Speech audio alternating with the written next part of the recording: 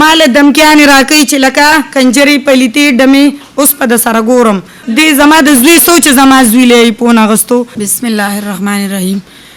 لا اله الا الله محمد رسول الله.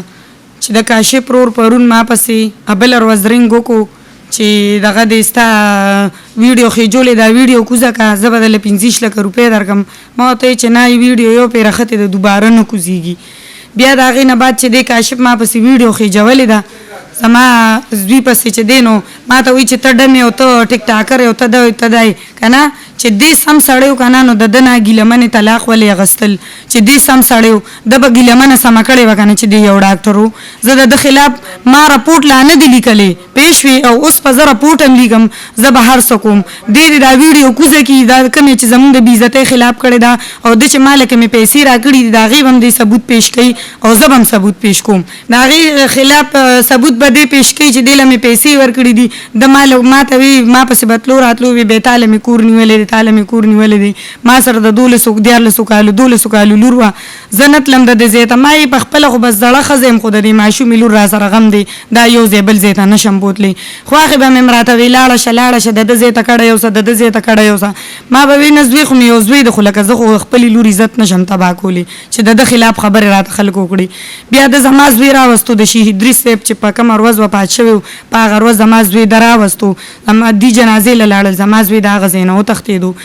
په څه وجه وتښتېدو په دې وجه وتښتېدو چې مور مې واپس کاشف تی له ورکوي او زه د کاشف تی دا دغه نور نشم برداشت کولی دا دي چې ما سره کم زیاتیات او کم ظلم را سره کوي دا زما نه نور نه کېږي. نو زما زوی وتښتېدو زما زوی چې هغه تښتېدلی زما زوی لا اوسه پورې ما له کور ته یوې شپې له نه دی راغلی. دا قرآن مجید مې لاس کې دی دی چې دی نو دی دې راشي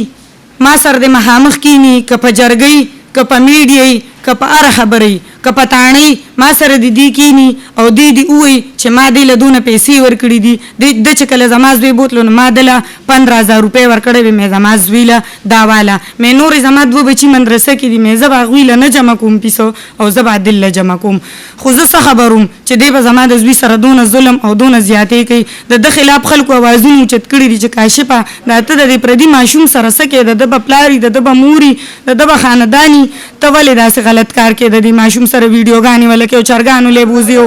شربتونو لی جوسونو لی بوځي او زما زوی له د دې زما د زوی سو چې زما زوی لی پون اغستو دې زما د زوی سو تریو مامایو نیکیو د ترور زویو د تره زویو سیو چې د زما زوی له موبایل اغستو او د زما زوی له موبایل ولې ورکو څه ضرورت موبایل ته دې زما زوی چرګانو له ولې بوتلو او ما درته ویلي زما زوی ځان سره کښېنوه په هسپتال کې زه ډېره غریب یم زه ډېره عاجز یم بغیر د خدای نه زما بل هېڅ اسره نشته ځکه چې خاوند مې هم داسې دی او زوی هم رایلی دی داسې کو.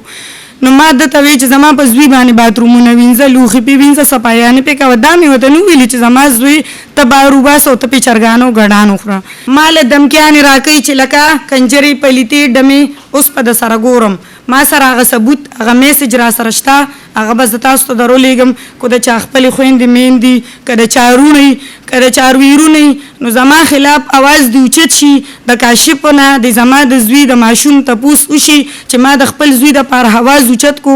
د خپل زوی زما د زوی خو دې ژوند نه ویستی دی خو چې ما د هغه ماشوم دپاره اواز اوچت کو خلکو وی مور یې اواز نه اوچتی مور یې اواز نه اوچتی چې ما اواز اوچت کو نن دې ما له دمکیانې راکوي چې تا زما خلاف ولې اواز اوچت کو. زه خو زور لرم زه خو پیسه لرم زه خو دا لرم زه خو هغه لرم که نه چې دې سړی نو د ده نه به ګیلمنې طلاق اخیستو خو دې سړی نو دی یو سپی و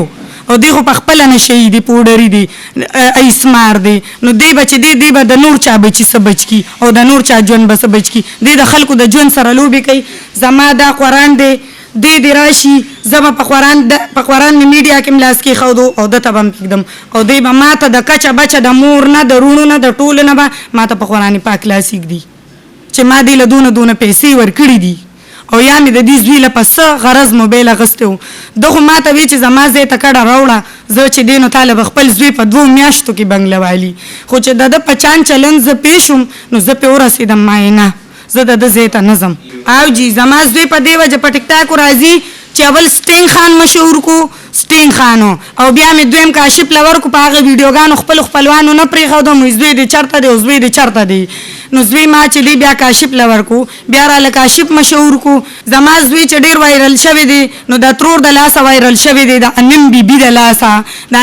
د لاسه زما کور ته اور لګېدلی دی د هغې د لاسه ما خپل زوی په کاشف هسپتال کې ورکړی دی د هغې د لاسه زما د زوی ژوند برباد شو ما خو دی خپل زوی ته ژوند تېرو د خپلو بچو ته مې ژوند تېرو ما وی خیر دی خاوند مې پوډري دی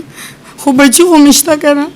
دی خو زه ما بچي هم د ژوند نه وویسته زه هم د سترګو د غړېدو نه وویستم د دې نه د دې له سخته نه سخته سزا انم بیبي له میلو شي او د انم د یارانو نه د زما د بچي او زما د عزت تپوس وشي او د کاشف نه او جی عادل دی کشرخان دی رشید دی ستین خان دی ستین خان وی چې زه په بره علاقه کې یم په دغه کې یم په قطر کې ما ته زما هیڅ نشي کولی دا د ښځو په زول خبرې چې کله زه درشم بیا به زه تاسو سره ګورم او تاسو به زه میدان ته روباسم او تاسو به زه ګډوم نو د خلکو خپلې خویندې میندې نه چې پردۍ خویندې میندې میدان ته روباسي او هغې ګډوي دا د چا د لاسه دا د انم د لاسه زه دا مطالبه کول غواړم چې انم او د انم یاران دې ګرفتار شي چې انم ګرفتار شي انم به په خپله ثبوتونه ورکړي